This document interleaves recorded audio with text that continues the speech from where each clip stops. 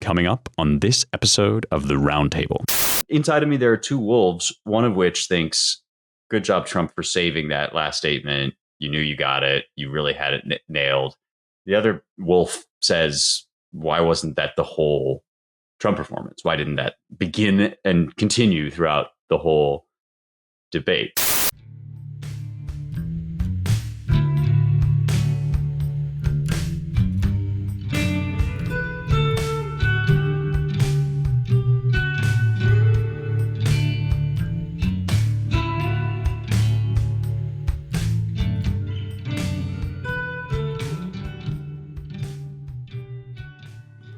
Welcome once again to the Roundtable, the editors and publishers podcast at the American Mind at the Claremont Institute. We are joining you for a very special emergency session after the first and what I suspect will be the only debate between Donald J. Trump and Kamala Harris. It was an hour and a half. It was contentious. They covered roughly the economy and the cost of living, a bit on tariffs as a follow-up, abortion, immigration. Actually, the moderators were putting their thumbs on the scales a bit for Kamala with some live fact-checking against Trump. But they did actually have as a separate question, basically, why have you flip-flopped so much? Why so many policy changes? The peaceful transfer of power on January 6th came up. The Israel question came up, of course. Then the war in Ukraine. And then in one of the darkly comedic moments, the two hosts said, let's talk about race. And I was watching with Amelia, my wife, and she said, who wants to hear from either of these people about race? Let's not talk about it. Healthcare and Obamacare, climate change, and then closing statements. I'll give my sort of overall take, and you guys can have at it too, and we can descend to some details. But I suspect... I don't know. It's hard to predict what effect debates have. This has been a running point of contestation in the political science literature for a long time. They occasionally have a lot of effect and often less than one would think. We'll see about this. I mean, I got the sense that both of them were talking to their audiences in their own particular style, which was quite different, actually, by contrast here. Kamala was less prone to word salads than she is off the cuff. Was fairly disciplined. Trump was Trump, as he always is. I wonder what people think about, there's this first debate of an incumbent curse that others have raised going back decades. And I wonder if that was sort of what Trump fell victim to a little bit. It was not his strongest debate. He did leave the strong impression, especially in his closing statement, that she's got all these plans. She's talked about all these plans. Why hasn't she done any of them? So he really tried to hang the last 3.5 years around her neck. We'll see how that sticks. I would be surprised if this moved a lot of independent voters. I think it was two camps speaking to their camps, although I suppose Kamala had a slightly more disciplined and eloquent for her pitch to all Americans, belying her actual actions as vice president and in the Senate and elsewhere. So it was, I don't know, it was, I was joking in our banter before this podcast. I needed a drink while I was watching it, and I need a drink now. And so I don't know, I'll just close with these presidential debates for quite a while have been painful to watch. And this was just a new sort of painful. I wish Trump would have prosecuted his argument more diligently. He has this bad habit of interrupting his own sentences before he finishes his thoughts. And then Kamala, although she was more rhetorically disciplined, was lying left and right on a whole host of issues. And Trump called her out on it frequently. So it's just really hard for me to wonder what effect this will have on the core piece of the electorate that they're both trying to win over in a very, very closely divided race. That is the small sliver of folks, independents or whatever, who have not yet made up their mind. What did you guys think? Well, we've just lived through the most dramatic and consequential presidential debate, certainly of my lifetime, probably of several other lifetimes in the Biden the Biden decomposure that we watched. On top of which, Kamala Harris has inadvertently, I think, raised the stakes of this debate by burying her head in the sand and hiding from any kind of unscripted contact with the public. So we were all sort of holding our breath for something very consequential and over the top to happen. And I think it did not. I think we probably didn't really see anything that's going to move the needle in a major way.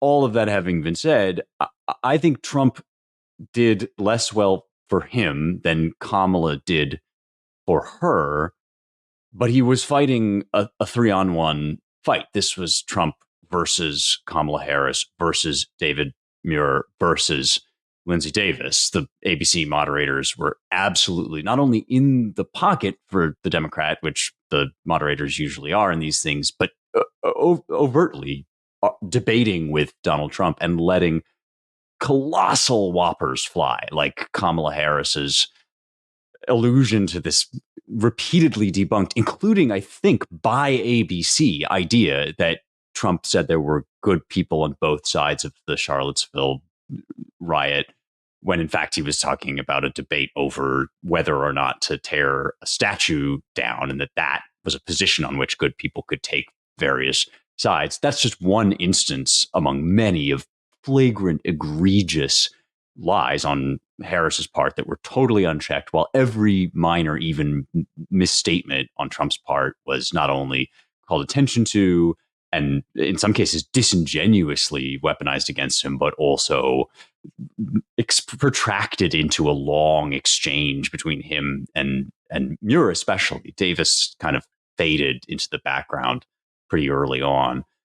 So that's not fair, and it's infuriating. And there's some, I think, remote possibility that if in the aftermath of this debate, the Trump campaign can make that the story, it will have some positive after effects for him, because it was so egregious and because that's a major part of Trump's case, that the world and the regime has been rigged against him.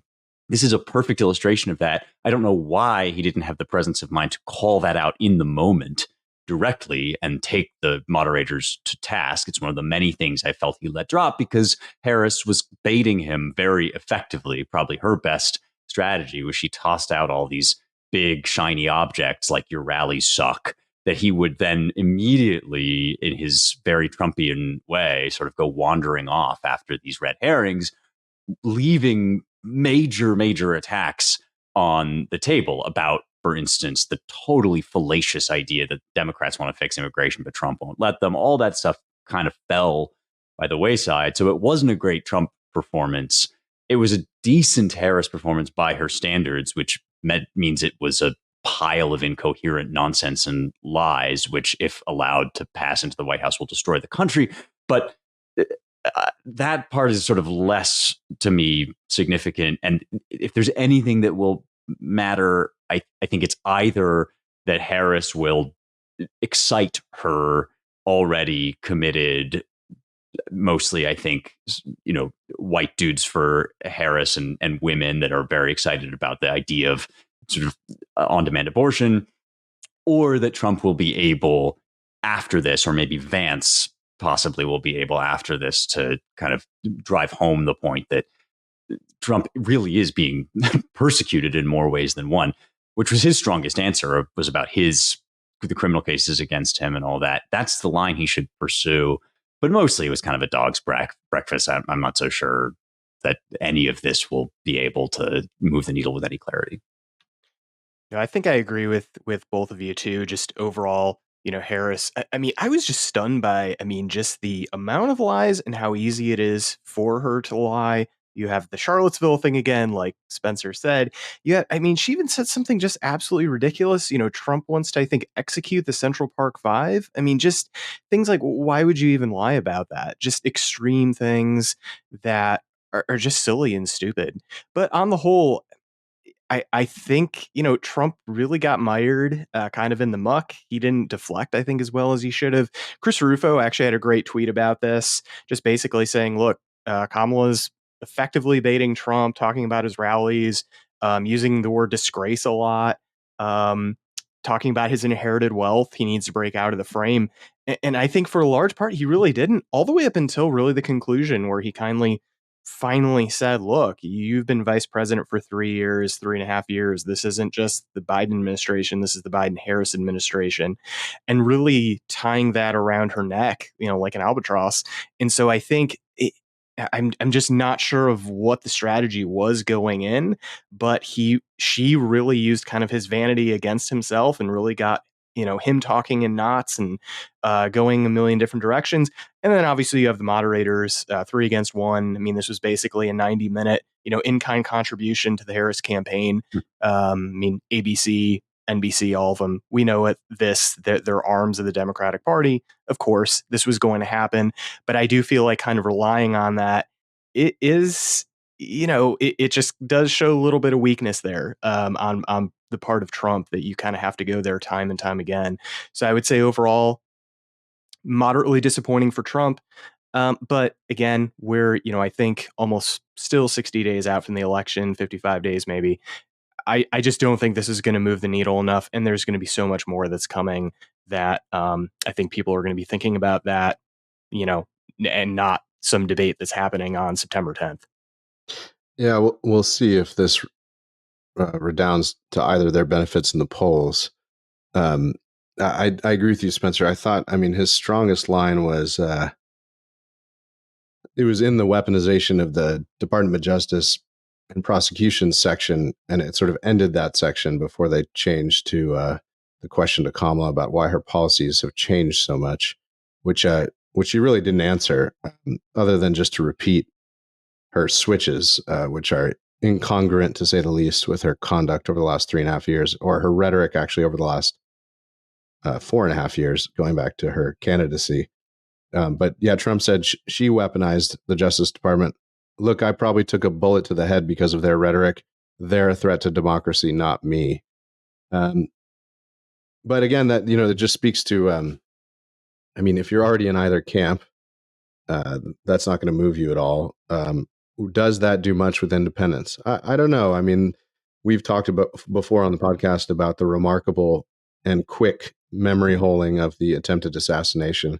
I wonder if that sort of thing will resonate with people, and it's certainly made for a soundbite to come out of this.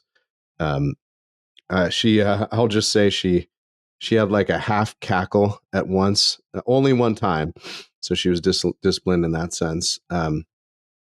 The abortion debate, I think that's maybe aimed mostly at a certain segment of independent voters, that is, independent women voters or barely right-leaning women voters, or some maybe barely left-leaning women voters, those folks in the middle.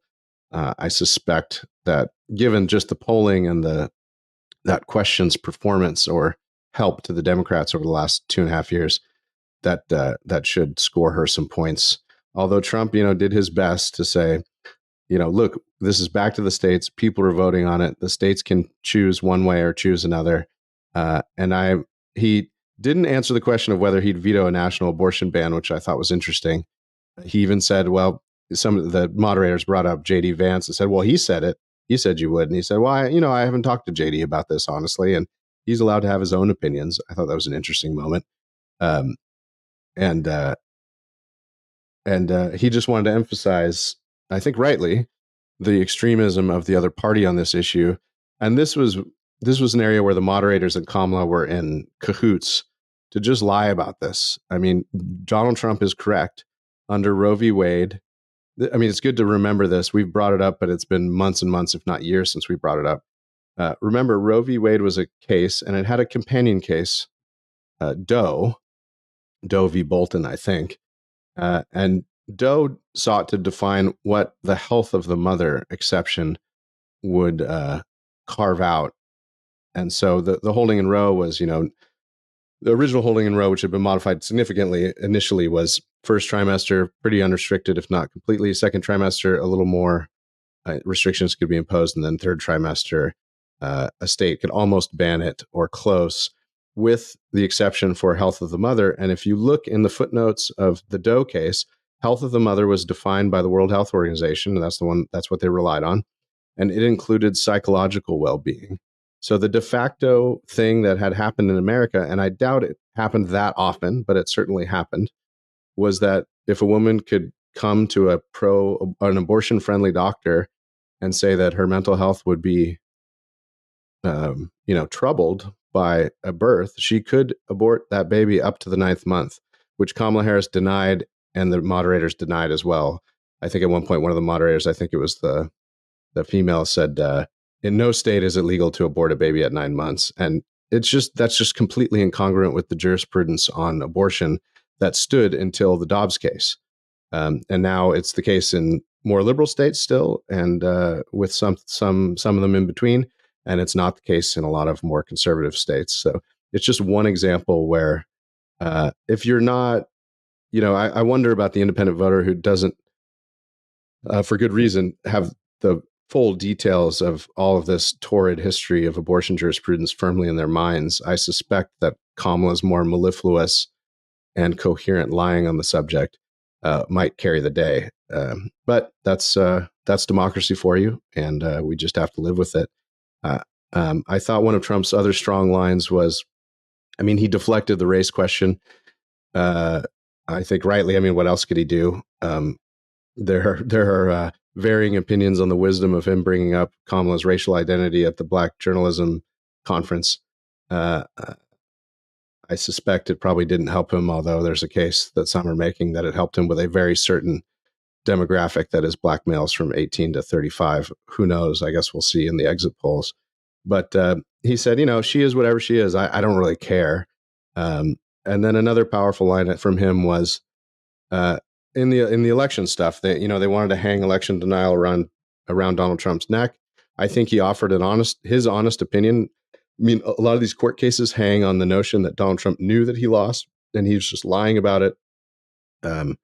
At the very best, it was motivated reasoning on his part, and that's why it's all corrupt. That's why he should be prosecuted on this question. But I think he honestly believes that they won the election, and that the numbers are fishy, and that COVID was an excuse that led vote harvesting and all sorts of illegal conduct, dropping of signature verification and all the rest, and that he thought he won that election. So wherever one comes down on that, I think he sincerely believes it. But then he had the line which won't please folks who are upset with him denying his loss in 2020. But he said, but look, none of that matters. That's all in the past. We have to save the country, and that's what this election is about. Yeah, I think just to even go back to the pro-life point, look at, what happened in Minnesota under Tim Walz. I think there were 8 babies who died in Minnesota that were actually born. They were left to die. He removed reporting requirements. So, the idea that, Trump is lying when he says the babies are born and left to die, that's just disproven by this is in the news. Daily Signal, I think, had a report about this. Obviously, it's in more, right-leaning news, but it's certainly out there, and this is being reported. And then, too, just going to the race question.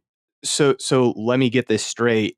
The Democrats are accusing Trump of using race to divide the American people. That is just, it's such like a gaslighting lie, and just galactic proportions. It's amazing. It's like every time these people move their mouths, it's some new shocker, one after the other. This is the party of DEI. This is the party of affirmative action. This is the party that absolutely looks at skin color, the pigmentation, and bases everything around that. So the idea that, it's actually the Republicans doing this, actually Trump, that's just bogus and just totally mind-boggling to me. Yeah, Mike, that's the answer that Donald Trump should have given. I think this is one of the big missed opportunities, as I was mentioning earlier. He kind of gestured toward that. And I agree, Ryan, there was the seed of a good answer in, well, you're the one talking about deciding you're Black, deciding you're Indian, making this an issue.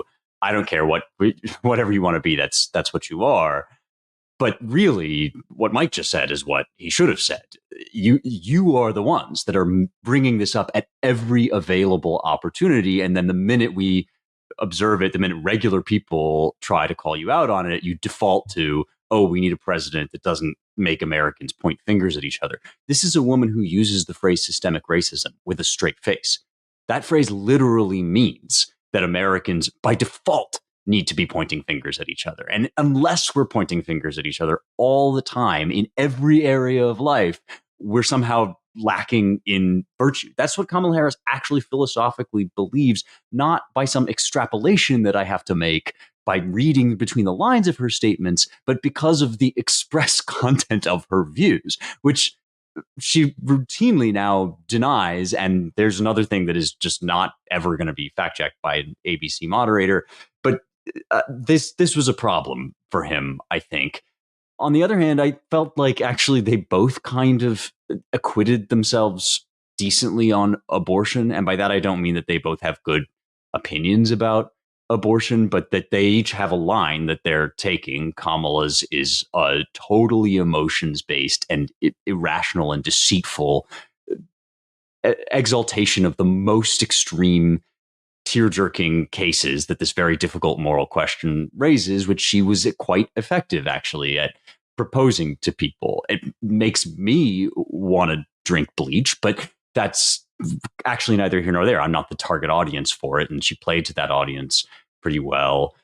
Trump, I think, made a fair enough case that the Democrats are extremists on abortion. That was the first moment that it became clear that the moderators were going to be as egregious as they were, is when it was Davis who said, yeah, that there's nowhere it's legal for people to kill a baby after term. I mean, I'm sure that there is some technical way of looking at the situation where you could defend that, but it is a perspective. It's not a settled fact that you can bring in as if you're just being some objective moderator or what have you. It's actually an argument that they were then having between the two of them, and Kamala was just sort of letting it play out, probably to her benefit. But anyway, that I thought was kind of a wash. I don't think anybody changed their views on which candidate they like better on that topic, one way or another. I did think, speaking of missed opportunities, though, I wanted to bring up another one and ask what you guys thought. So they got into this thing, and the moderators do this, where they'll try to pin Trump especially, but sometimes Kamala too. They'll try to get them to say something, to commit to some position that they've been unclear on hitherto. And for Trump, one of the big ones was Ukraine. And they wanted him to say basically that he wants Ukraine to win the war. Now, stipulated at the outset that I think there's that is obviously a gotcha question, because it's an extremely sticky issue, and both of them actually would have to deal with the reality on the ground as president, which doesn't look so great for Ukraine. I mean, I'm no military expert, but it doesn't seem like at this stage in the proceedings, an unambiguous Ukraine win is really on the table as one of the options. Maybe I'm wrong about that, but so it was definitely a gotcha. But it seems to me like there's a really easy thing for Trump to say here, which is, I would prefer, given the options, I would prefer for Ukraine to win the war if I could just pick out of a hat. And he didn't say that. And I felt that he couldn't say that. And I got the impression that the reason he felt he couldn't say that is because he is conscious of, at all times, a part of his base that includes friends of ours whom I think who have decent points to make, but who are, in the grand scheme of things, quite online, and who would say, why should we care at all about Ukraine? What have they ever done for us? Something along those lines. And he didn't want to offend those people by saying something like, Ukraine is the better part of this dispute, and it would be better if, in an abstract world, the perfect world, it would be better for Ukraine to win. That's a problem that the DeSantis campaign had too, of constantly trying to avoid offending a certain very online faction of the right, which, again, I respect that faction. I think they have points to make. But in this context where you are playing to a national audience, I don't think you should be worrying about losing those people, actually. And I also don't think you should be moderating your statements to accommodate those people's views because, agree with them or disagree with them, they are fringe. And for most people, it looks insane not to be able to say Ukraine in a perfect world should win.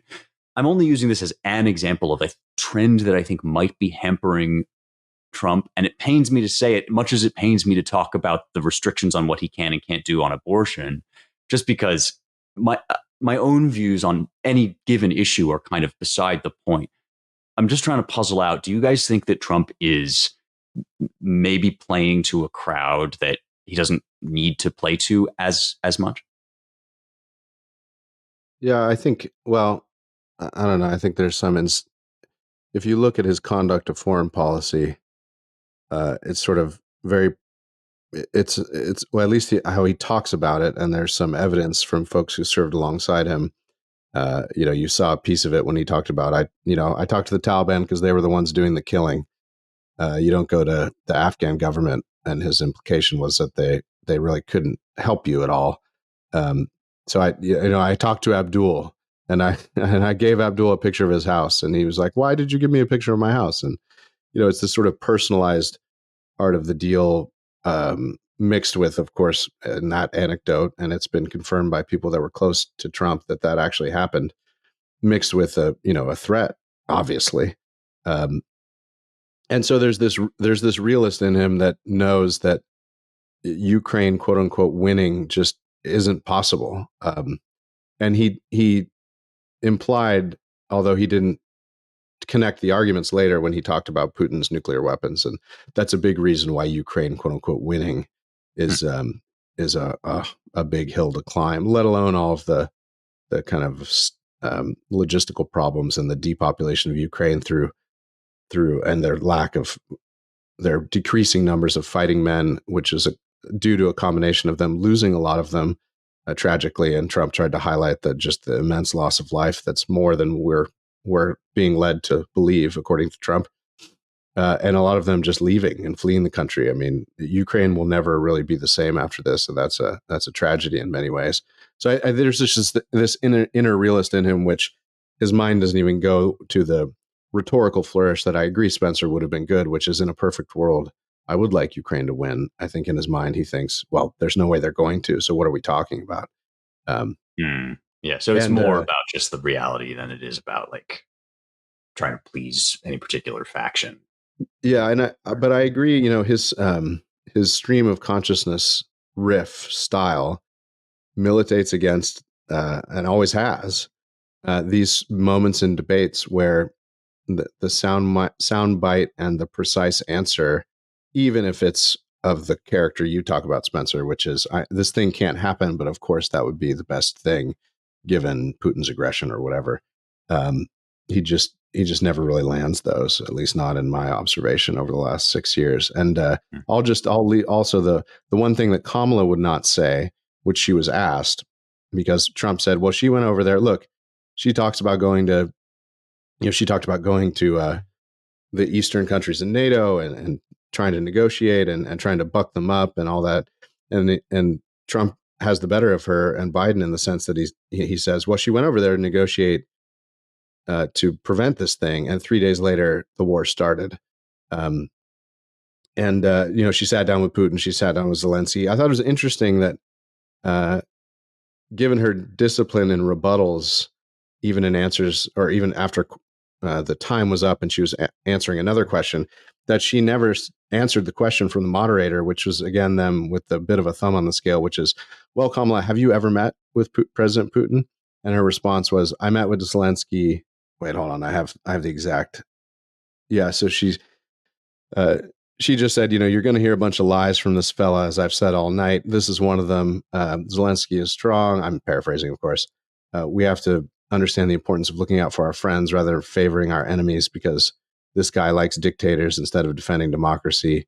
And then she basically didn't answer that question, which I thought was teed up nicely for her, which is, if she hadn't met with Putin, it would be a nice rebuttal and a real knife to Donald.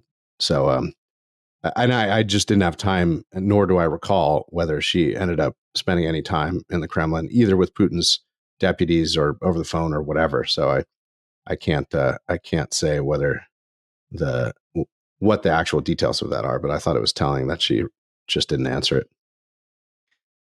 No, and to get back to your question, Spencer, it's a good one, and I think I agree with the realist tendencies, just to look at things in kind of a more calculating way, kind of take morality, I guess, kind of out of the picture, see what is, not what we wish. I think Trump certainly has something, eh, either he admires or whatever, but guys like Putin, guys like Orban. I mean, I think he, again, in this kind of more amoral kind of stance, which is he likes guys in power, he likes guys with power, that kind of thing. I also think too that we shouldn't forget that he said he's talked with Zelensky a lot. He has a great relationship with him. That's curious, just in light of his first impeachment, which was a leaked phone call of him with Zelensky.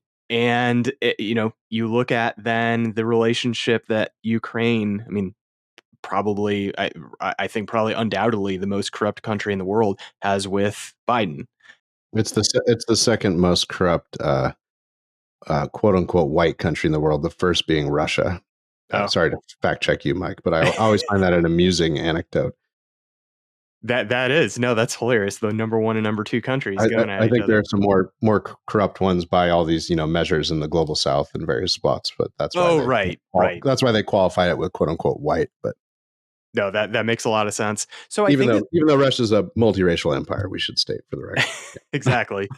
But no, so I think that there's that kind of underlying all of this too, and I think maybe that's causing him to not want to say that outright, just because I have a feeling underneath. I mean, probably the relationship actually isn't so great with Zelensky, with how he's obviously helped enrich the Biden family. He's helped, in some way or another, probably with the first impeachment against Trump. So I think that there's, we definitely have to think about that kind of aspect of things too. No, this is all really good points. And I think that I buy the realist argument that basically Trump's head's just not going anywhere other than this is what I actually would do. And absolutely, in the real world, there's going to have to be some kind of resolution to this war that, in my view, tragically does not involve the old borders of Ukraine. We're past that point. I really, really wish that Trump were the guy who could say, look, you're always asking these questions in a perfect world. And of course, in that abstract perfect world, Ukraine would never have been invaded in the first place, but we don't live in that perfect world. You know why? Because Joe Biden is such a doddering pile of bones that he allowed the situation to escalate, which I would never have done. And now I'm going to take a strong hand with all of these people because they respect me and they're not going to respect this cackling witch. But again, like that would be another more perfect world than the one that we live in, because instead we have Trump. I wonder what you guys think of the sort of laugh lines that were built in also to his performance. The I'm speaking now. Don't you recognize that? Yeah. Does that sound familiar? Does that sound familiar? Yeah. I was like, well, this is obviously a live tweeting moment, right? This is so that we'll all, like the three of us and all of our friends will tweet about this and be like, oh, sick burn. Probably totally inconsequential, but more potentially consequential is this we have to talk about the Springfield thing. So there's this thing going on in Springfield, Ohio, where, again, the underlying reality, extraordinarily favorable to Trump. As far as I can tell, Biden-Harris apparatus plus the deep state just like airdropped, 20,000 Haitians into this town of 30,000 people. Town and now 50, I think. Yeah. 50,000. Thank you. Sorry. So that means that now it's 30% Haitian, basically, this town that was like a little obscure place. And they are going, nice, normal Ohioans are going to town halls to say things like, please stop burying us in migrants of any kind, but especially this sort of volatile population. So many things you can say there. Also, and I have no way of checking the veracity of these various internet claims, but also people are giving reports of, lawless vagrants, some of whom are Haitian, some of whom are not, are making people feel unsafe, including the disappearance of people's pets and stuff, because there's people hungry in the streets that are eating cats and all of this. And this goes deeper and deeper into 7 different layers of memery and people making AI posts of Trump surrounded by cats as he writes with the cat. I mean, they're very funny, to be perfectly honest, but this all sort of translated in the debate into they're eating people's dogs and I saw it on TV. I don't know, man.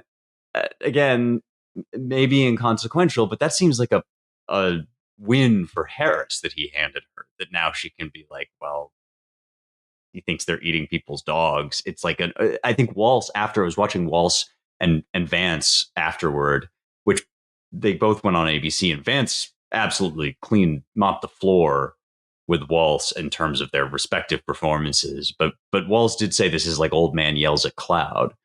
And he's got to watch out for that, I think, down the line.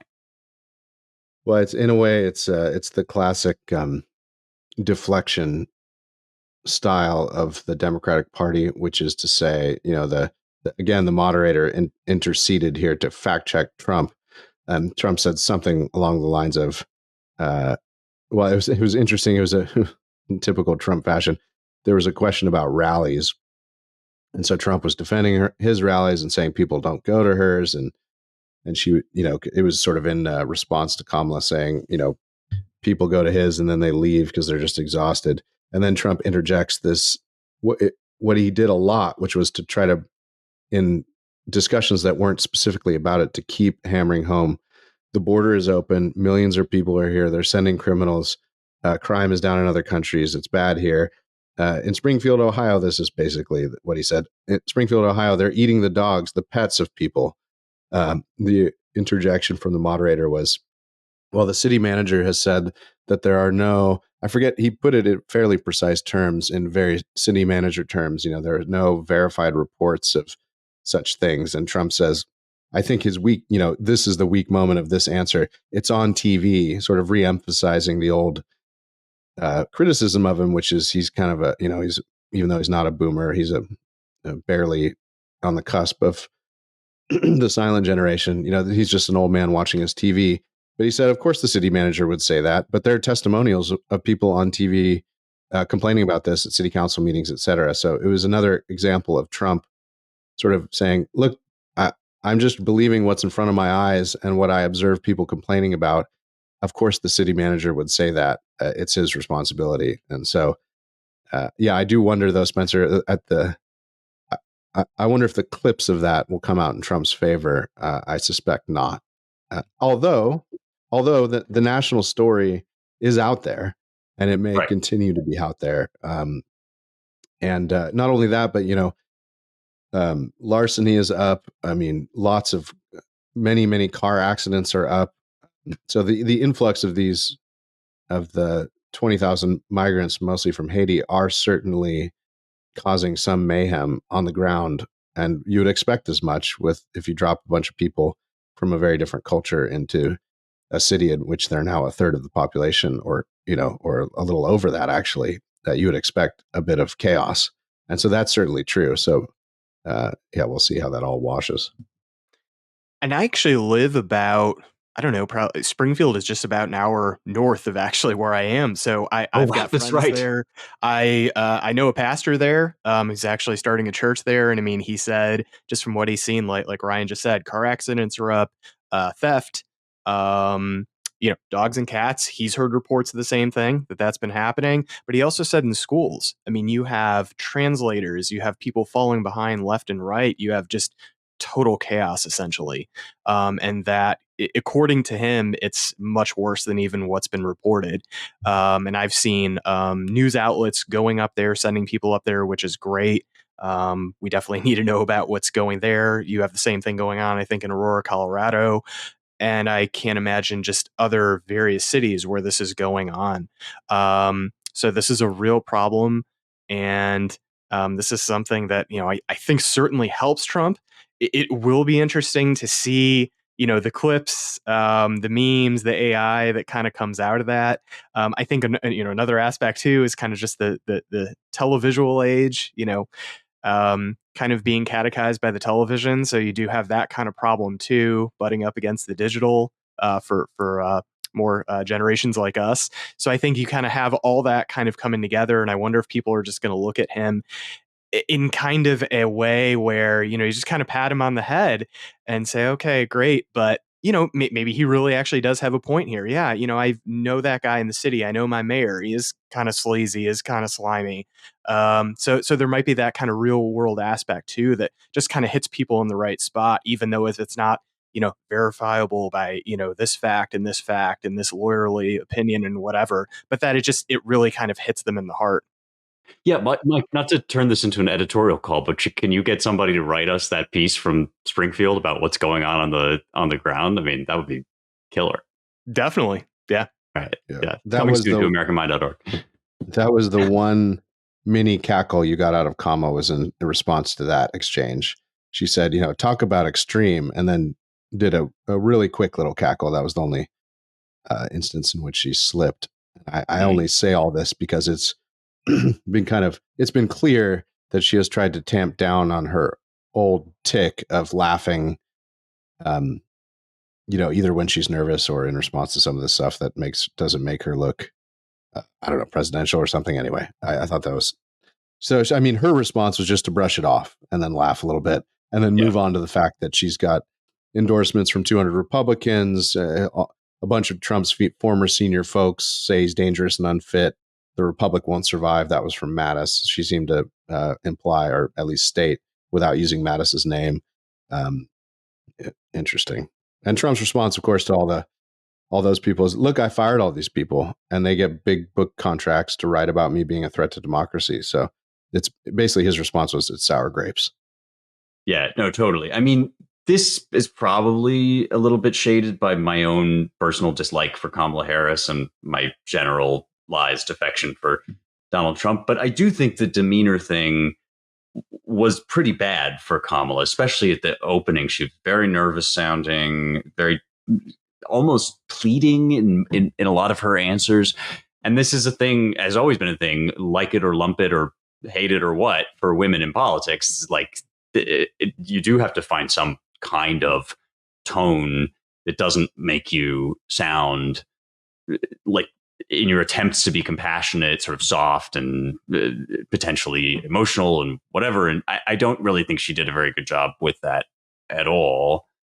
And what you guys are saying about this, I saw it on TV thing, it is making me think there was a kernel of a really good answer in there, which is, yeah, of course, these people are telling you that this isn't going on. They're always telling you that what you see with your eyes isn't happening. But I'm just listening to people from this town say what they're experiencing. And there's every possibility he'll be vindicated by that. And there's every possibility that people who aren't professional watchers of debates can really resonate, as you're indicating, Mike, with Trump's approach to this, which is just, look, we know that this is a generalized phenomenon.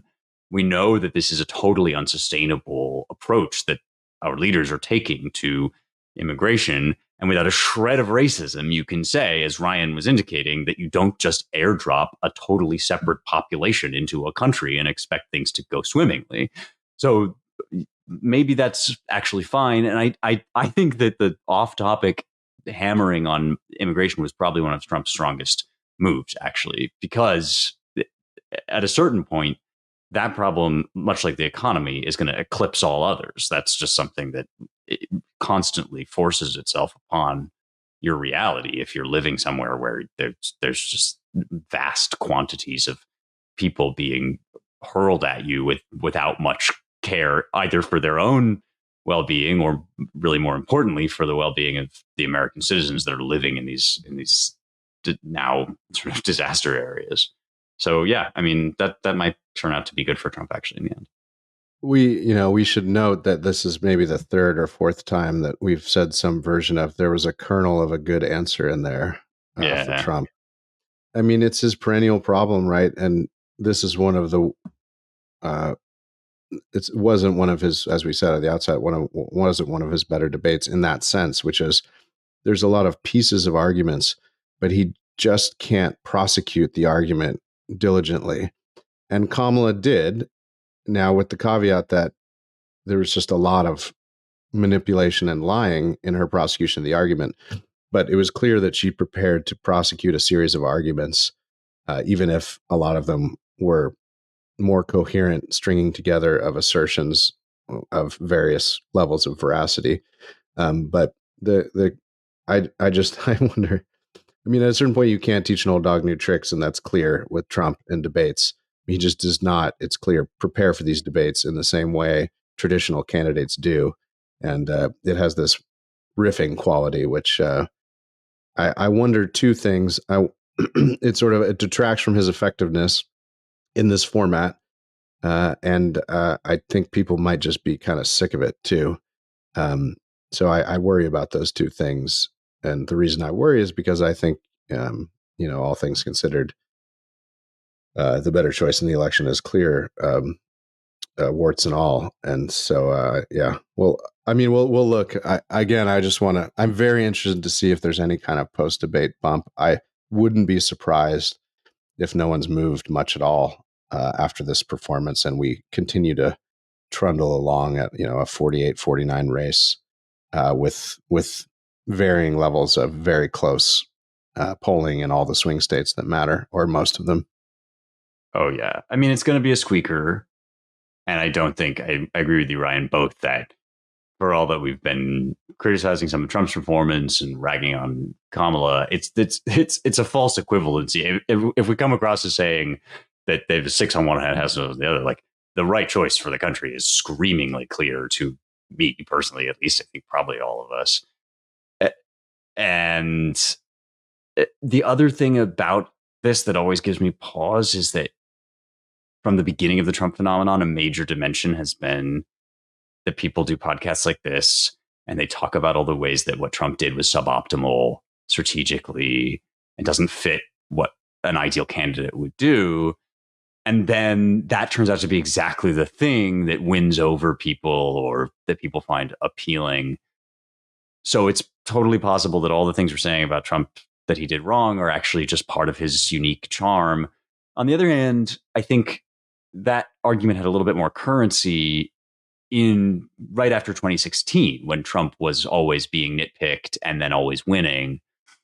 Now, some of these liabilities have come home to roost, both in 2020 and subsequently with some of the down ballot elections. So I don't know. I think that there's a different tenor to them. There's sort of less magic to some of the Trump show, but really, at this point, we're saying various versions of it. Will it really matter all that much? Probably not.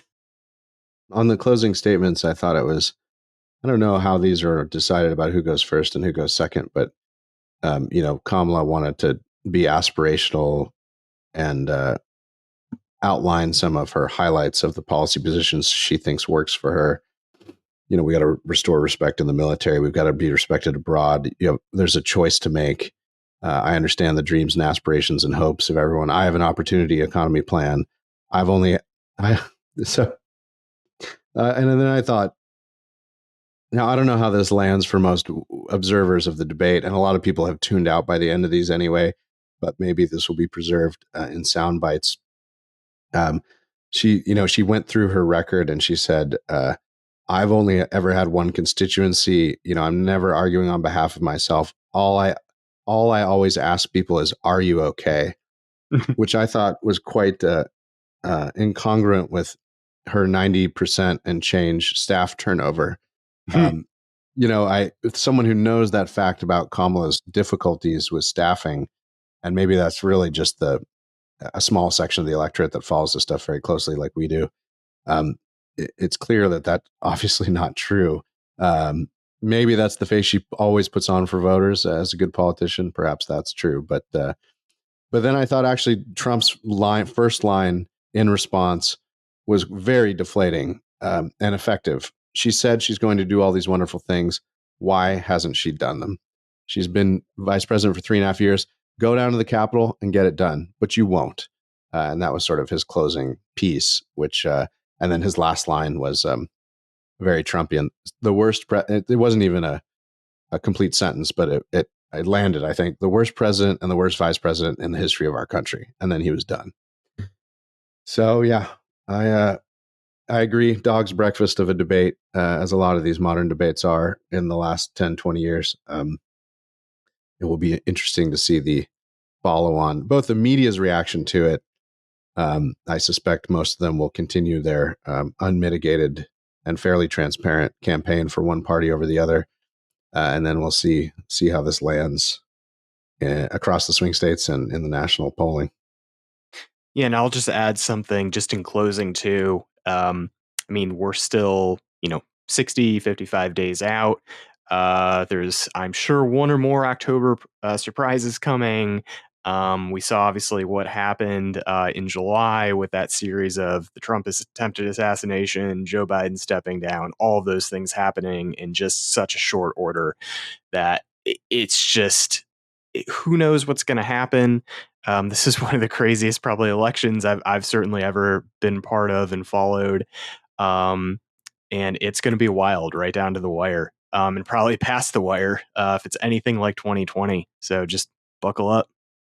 I'll say just one last maybe mistake of Trump's. I mean, it was a bold assertion. I suppose if it was a mistake, it won't matter because he'll be out of office, in the sense that he said, if she becomes president, Israel will be gone in 2 years. That I think was a claim that was a check that he wrote that the absence of his body in the Oval Office can't cash. I don't know. That's probably too mixed a metaphor, but I suspect that will not turn out to be true. That was quite a spectacular. But again, as you say, Ryan, what the cost benefit of that? It's a sensational line and a bit of a Hail Mary. Yeah, if he's wrong, he's not going to not get elected. He already won't have been. Mike, when you said past the wire, I felt my heart sink just a little bit. That's such a horrifying prospect, but you're probably right. And yeah, we're still a ways out. I agree, Ryan. I thought it was a real mic drop, that last closing statement. I think they said that Trump won the coin toss, so he got to choose to go last, and then Harris got to choose the shorter podium. It's not actually how it worked, but he got to pick which side of the stage to be on, and they put the short podium on that side. But I will say that the staging was impressive. You couldn't really tell that it was shorter from the camera angle. Right. No, the whole and they didn't really have each other talking to one another side by side. So in the end, I don't think it mattered. Maybe when they walked up to it, that would have been the one instance where it would have mattered. But there was a very weird moment that we haven't talked about yet, which, first of all, I did not realize Trump and Kamala Harris have never met each other. This was their first. She walked up to her at the beginning and said, "Hi, Kamala Harris." It's like, "Oh, really? Oh, very nice to meet you." I thought Trump should have said, "Oh, I've never heard of you before." Yeah, that would have been a great little Trump moment, but he didn't give it to us. That was a little weird. I doubt anyone will care, but it was amusing. It's almost as weird as, Kamala saying she owns a gun. I mean, that shocks me. Blew by. Yeah, what's that about? That's the most ominous thing we heard. Yeah, Tim and I both own guns. We're not going to take your guns. That was the line. I believe one half of that statement. I believe that they are armed to the gills. I don't think they want us to remain armed. But yeah, inside of me, there are two wolves, one of which thinks, good job, Trump, for saving that last statement. You knew you got it. You really had it nailed. The other wolf says, why wasn't that the whole Trump performance? Why didn't that begin and continue throughout the whole debate? But again, as Brian, as you sort of indicated, like the way most people consume these debates, maybe it won't matter at all. I think the vast majority of the benefit is that they pick these sound bites, and that's a great soundbite for him. So that might be good. We shall see. Thank you all for joining us once again on the Roundtable. For those of you who listen to it live tonight at some point in like an hour, thank you, Jake, for doing late duty. Thanks for being with us, up late with us. And thanks, as always, for listening to the show. If you want to learn more about our work, go to www.claremont.org. dc.claremont.org, claremontreviewbooks.com, and americanmind.org. And please support our work if you're so inclined at claremont.org/donate. Thanks to the engineering and production crew, Logan Zeppieri and Jake Gannon. And soon, Gannon the Younger, Ryan Gannon, will be helping us with this. So we look forward to that. And thank you all once again for listening. Talk to you next week.